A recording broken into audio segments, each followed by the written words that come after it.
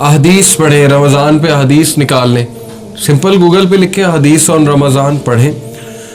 تقوی کے بارے میں پڑھیں, تقوی کیا ہے, تقوی والے اعمال کیا ہیں, اللہ کو کون سے اعمال سب سے زیادہ محبوب ہیں, اور وہ لسٹ بنائیں.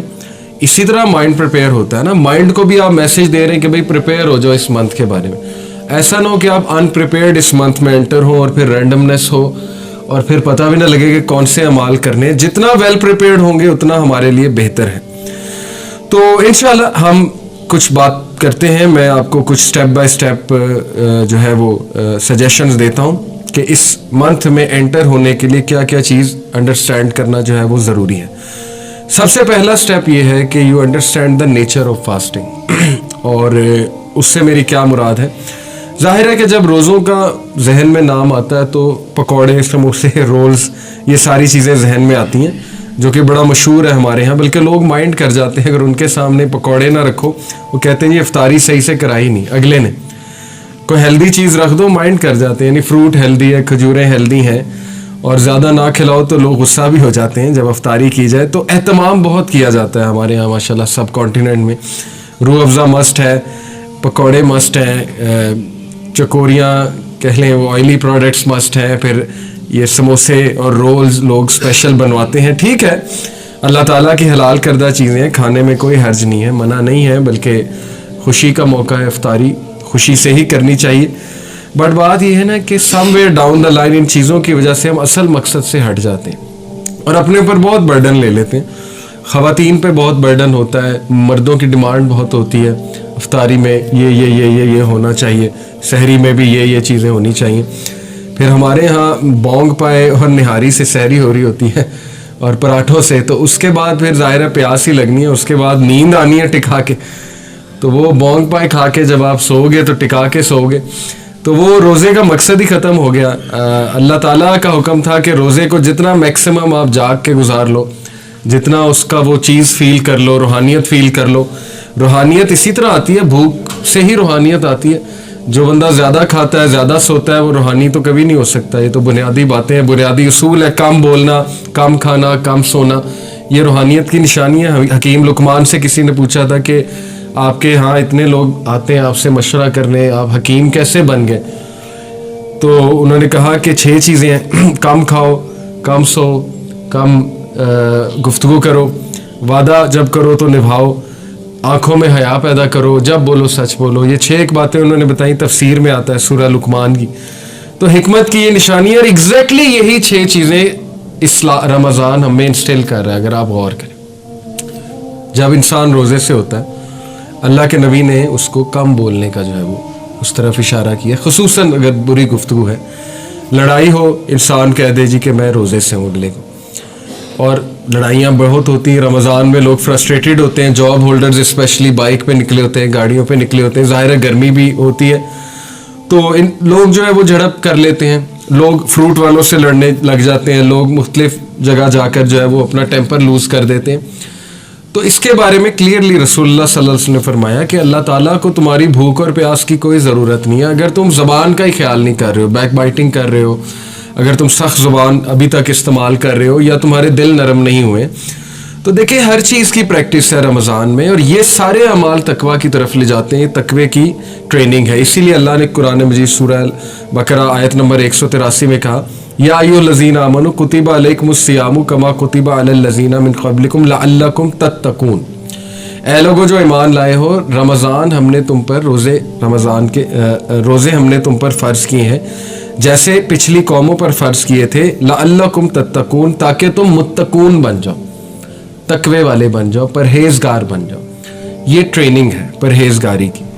لیکن وہ پرہیزگاری کیسے اچیو ہوگی, یہ ایک سوالیہ نشان ہے, اور اسی کے بارے میں ریسرچ کرنی چاہیے ہمیں کہ پرہیزگاری کا کیا وہ میکانزم ہے جو رمضان ہمیں دیتا ہے. تو اس میں یہی ہے, کم سونا, کم کھانا, کم بولنا, اپنے معاملات کو درست کرنا, اور اللہ سبحانہ و تعالیٰ کی عبادت میں آگے بڑھنا. یہ سارے تقوی کے اعمال ہیں.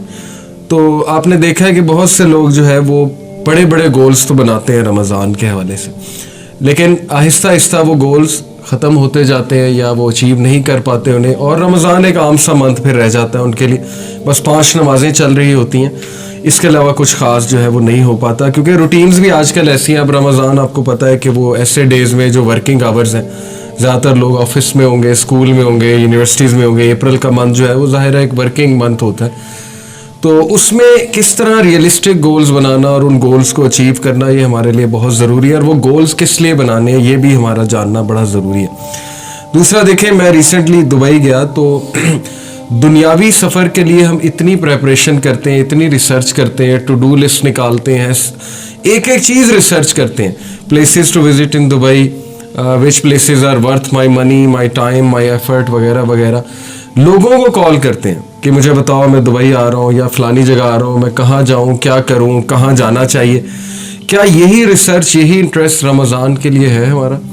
کیا ہم کوئی آرٹیکل کھول کے پڑھتے ہیں, کیا ہم یہ ریسرچ کرتے ہیں؟ کیونکہ دیکھیں نا, دنیا میں تو ہم ریسرچ کرنے پہنچ جاتے ہیں. کوئی چھوٹا سے چھوٹا ہم نے جوتا بھی لینا ہو تو دنیاوی معاملے میں ہم ریسرچ کرتے ہیں, باٹا کا اچھا ہے, سروس کا اچھا ہے, انڈیور کہاں کا اچھا ہے. تو دینی معاملے میں تھوڑی سستی برتتے ہیں.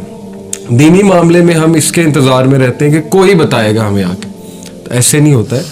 ہمیں دینی معاملے میں زیادہ ریسرچ کرنی چاہیے اور زیادہ پیشن شو کرنا چاہیے اور خود سے پڑھنا چاہیے. بے شمار کتابیں ہیں رمضان کے ورچوز پہ.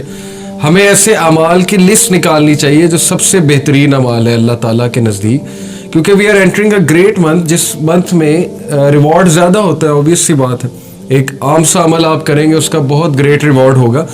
تو ایسی اپرچونٹی مس نہیں کر سکتا ایک مسلمان, ایک ذی شعور مسلمان. ایک ایسا منتھ جو فارگیونیس کا منتھ ہے, اس میں جتنی اللہ کی رحمتیں آپ سمیٹ لو گے اتنا بہتر ہے آپ کے لیے, آنے والی زندگی کے لیے بہتر ہے. ایک ایسا منتھ جو ٹریننگ کا منتھ ہے, جس میں آپ 1 منتھ ٹریننگ کرو گے اور وہ ٹریننگ 11 منتھس آپ کو فائدہ دے گی. تو اس لیے اس پہ بھی جتنی آپ ریسرچ کریں گے اچھا, جتنے آپ اس پہ آرٹیکلس پڑھیں گے. یہ پڑھیں رسول اللہ کیسے اس پہ پریپریشن کرتے تھے. حدیث میں آتا ہے کہ پروفٹ صلی اللہ علیہ وسلم اور صحابہ تو 6 ماہ پہلے سے اس کی پریکٹس شروع کر دیتے تھے. جسٹ لائک ایک بندے نے میراتھن ریس میں انٹر ہونا ہے تو ایسا نہیں ممکن کہ وہ بغیر کسی ریہرسل اور پریکٹس کے میراتھن میں دوڑ لگانا شروع کر دے. 10 منٹ بعد وہ تھک جائے گا. شروع میں تو بہت پیشن کے ساتھ کہے گا میں نے بھاگنا ہے, میں نے یہ کرنا ہے, میں نے وہ کرنا ہے, لیکن 10 منٹ 15 منٹ بعد جو ہے وہ ظاہر ہے اس کو تھکن ہوگی. اور یہی ہوتا ہے کہ ہم رمضان میں بہت سے ایمز اور گولز کے ساتھ انٹر ہوتے ہیں. ہم کہتے ہیں ہم قیام اللیل بھی کریں گے, ہم تہجد بھی پڑھیں گے, ہم ڈیلی تراویح میں بھی کھڑے ہوں گے, لیکن 5-6 دن بعد جو ہے نا وہ آہستہ آہستہ وہ پیشن وہ ختم ہوتا جاتا ہے. وجہ یہی ہے کہ ہم نے پہلے سے اپنے آپ کو تھوڑا وارم اپ نہیں کیا. وارم اپ ایکسرسائز بہت ضروری ہے رمضان سے. جیسے اگر کسی نے میراتھن میں بھاگنا ہے تو وہ 10-15 دن پہلے بس 1-1 کلومیٹر بھاگنا شروع کر دیتا ہے, اپنے مسلز کو فلیکس کرنا شروع کر دیتا ہے, تاکہ جب وہ مومنٹ آئے تو وہ ٹائرڈ نہ ہو جائے اور اس کے پہلے سے جو ہے وہ ایک اسٹیمنا بھی بنا ہو اور پہلے سے اس میں وہ سکت بھی ہو.